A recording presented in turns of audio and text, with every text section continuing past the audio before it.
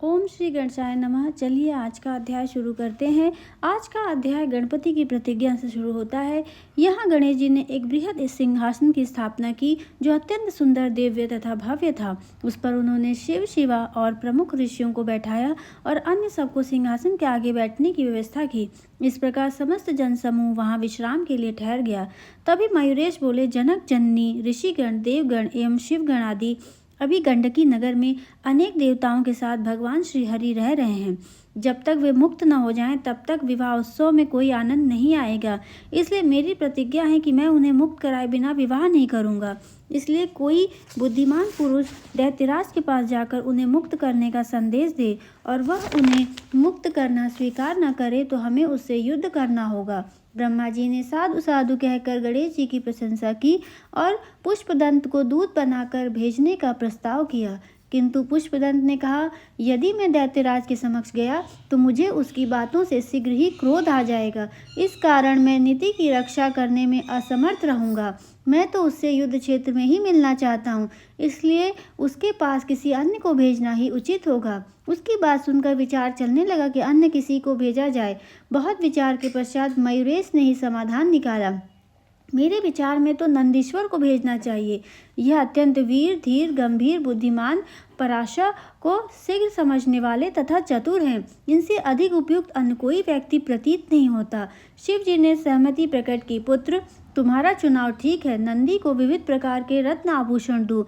आदेश पालन के पश्चात गणपति ने कहा, नंदीश्वर, वहां जाकर देवगढ़ की मुक्ति का ही उद्देश्य ध्यान में रखें।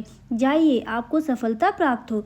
नंदीश्वर ने शिव, शिवा और गणेश्वर को प्रणाम कर वायु वेग से प्रस्थान किया और उग्रक्षण के सभा द्वार पर द्वारपाल को अपना परिचय देकर दैत्यराज से मिलने की बात कही। द्वारपाल ने जाकर सूचना दी तो उसने उन्हें बुला लाने की आज्ञा दे दी। नंदीश्वर ने उस विशाल, भव्य एवं सुसज्जित सभा में प्रवेश किया।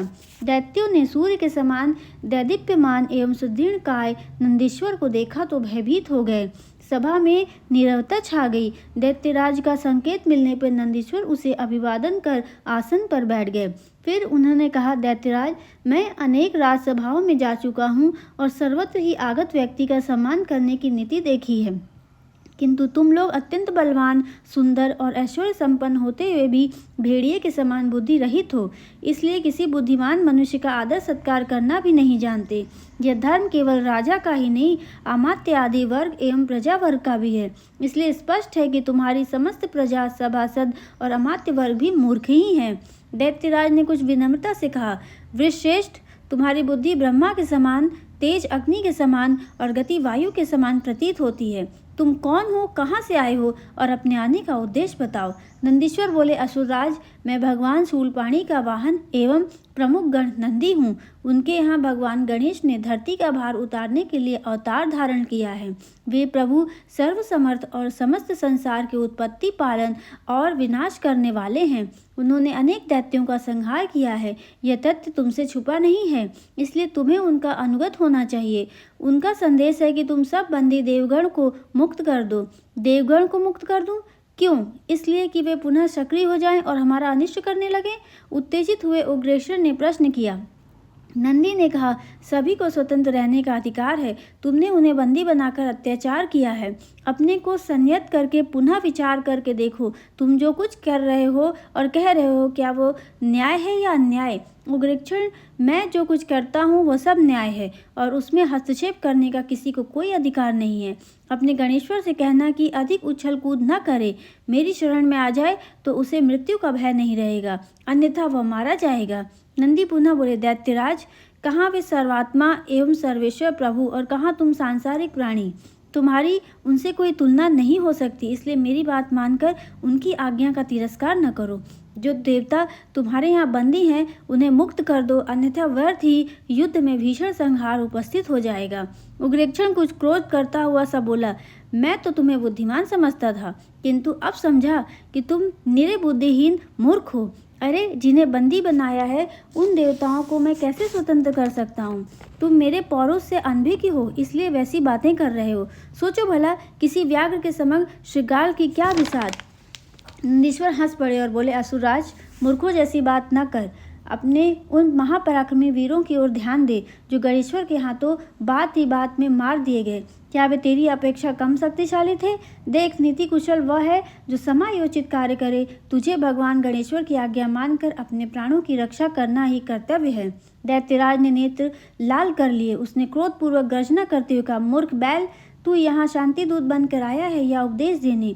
मैं तुझे दूत समझकर ही कुछ नहीं कहता, अन्यथा तेरे प्राण ले लेता। अब उस दूध मुंह बालक की प्रशंसा मेरे सामने मत कर। नंदीश्वर भी गर्ज उठे, मूढ़ पापी अधम, तेरी बुद्धि मारी गई है और काल सिर पर सवार हो गया है, इसलिए व्यर्थ का प्रलाप कर रहा है। तेरे मुख से महेश्वर की निंदा सुन अकेला मैं ही तुझे मार डालने में समर्थ नहीं हूँ, किंतु स्वामी ने ऐसा करने की मुझे आज्ञा भी दी नहीं है, नहीं तो मैं अभी तुम्हारा काल बन जाता। यह कहकर नंदीश्वर ने घोर हुंकार की, जिससे समस्त दैत्य सभा भयभीत हो गई। अनेक राक्षस अकारण ही मूर्छित हो गए और इधर उधर अनेक जगह छिप गए। यह देखकर घोर गर्जना करते नंदीश्वर दैत्य सभा से उठकर वायु वेग से चल दिए। 7वां अध्याय, युद्ध का आरंभ। नंदीश्वर ने शिव शिवा की सेवा में उपस्थित होकर मयूरेश्वर से दैत्य सभा के समस्त समाचार कहे और अपने तथा दैत्यराज के मध्य हुई बातों से भी अवगत कराया। तब मयूरेश्वर ने शिव जी से आज्ञा लेकर प्रथम गणों और देवताओं आदि को दैत्यों पर आक्रमण करने का आदेश दे दिया। वे बोले, अब यह स्पष्ट हो गया है कि युद्ध के बिना देवताओं का छुटकारा नहीं हो सकता। यद्यपि हम युद्ध करना नहीं चाहते थे, किंतु दैत्येश्वर ने हमें विवश कर दिया है, अतः बिना किसी प्रकार का विलंब किए हमें आगे बढ़ चलना चाहिए। यह कहकर गणेश्वर ने सिंह गर्जना की और समस्त शिव गण आदि भी महेश्वर की जय, गणनायक की जय का घोष करते हुए युद्ध के लिए गंडकी नगर की ओर बढ़ चले। उधर गुप्तचरों द्वारा आक्रमण का समाचार पाकर दैत्यराज ने सामना करने और शत्रुओं को आगे बढ़ने का आदेश दिया। तब 10 करोड़ दैत्यों की चतुरंगनी सेना नगर से बाहर आकर युद्ध करने लगी। प्रथमादिगण बड़ी वीरता, धैर्य और साहस से युद्ध कर रहे थे। दोनों ओर से अनेक प्रकार के मारक शस्त्रास्त्र प्रयोग में लाए जा रहे थे। असुरों पर शिवगण भारी पड़ रहे थे। दैत्य सेना कटती जा रही थी और धरती पर शवों का अंबार लगता जा रहा था। धीरे धीरे दैत्यों की विशाल सेना काल कवलित हो गई तथा कुछ थोड़े से बचे कुचे दैत्य उग्रेक्षण के पास जाकर बोले, राजाधिराज, शिव सेना ने हमारी विशाल वाहिनी को समाप्त कर दिया है और नगर की सीमा बाएं भागियों, वनों, खेतों, जलाशयों एवं अन्य महत्वपूर्ण स्थानों को अपने अधिकार में कर लिया है। हम बड़ी कठिनाई से अपने प्राण बचाकर युद्ध समाचार देने आपको आए हुए हैं। उससे पहले तो उनकी बातों पर विश्वास ही नहीं हुआ और जब उसे विश्वास हो गया तो शोक के कारण प्रलाप करने लगा। देखो, पतंगों के समान तुच्छ शिवगणों ने मेरी मंदरगिरी के समान विशाल एवं अजय सेना को नष्ट कर डाला। अब हम क्या करेंगे? तो यहीं पर हमारी कथा समाप्त होती है और मैं आशा करती हूँ आज की कथा आपको अच्छी लगी होगी। अगर आपको ये कथा अच्छी लगी तो हमारे चैनल को लाइक करें, शेयर करें, सब्सक्राइब करें और कमेंट बॉक्स में ज़रूर बताएं कि आगे आप और कौन सी कथा सुनना चाहते हैं, तो मैं वो कथा आपके लिए लेके आऊँगी। तब तक के लिए आप सभी का दिल से बहुत बहुत धन्यवाद।